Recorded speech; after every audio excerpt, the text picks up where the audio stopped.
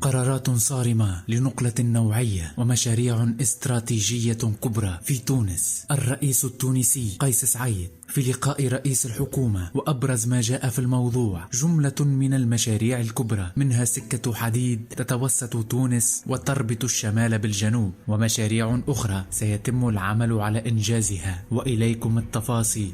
استقبل رئيس الجمهورية قيس سعيد بقصر قرطاج السيد كمال المدوري رئيس الحكومة، وتناول هذا اللقاء سير العمل الحكومي وضرورة الإسراع بإعداد تشريعات جديدة تحل محل التشريعات التي لم تعد صالحة للاستعمال. فالشعب التونسي يريد اختصار الآجال، بل هو في سباق ضد الساعة، ومن الضروري العمل بأقصى سرعة لتحقيق مطالبه وآماله. كما تم التطرق خلال هذا اللقاء على وجه الخصوص إلى جملة من المشاريع الكبرى على غرار سكة حديدية جديدة تتوسط البلاد وتربط بين شمالها وجنوبها، إلى جانب اقتناء عدد من الحافلات في أسرع الأوقات للتخفيف من مشقة التنقل التي يكبدها المواطنون كل يوم. وأكد رئيس الجمهورية على ضرورة اختصار الآجال لإنجاز عدد من المشاريع المعطلة أو التي تم تعطيلها قصدا، في حين أن الأموال المرصودة لها متوفرة. وكثير من هذه المشاريع إما أنها لم تنجز، أو في أحسن الأحوال توقف إنجازها بعد مدة قليلة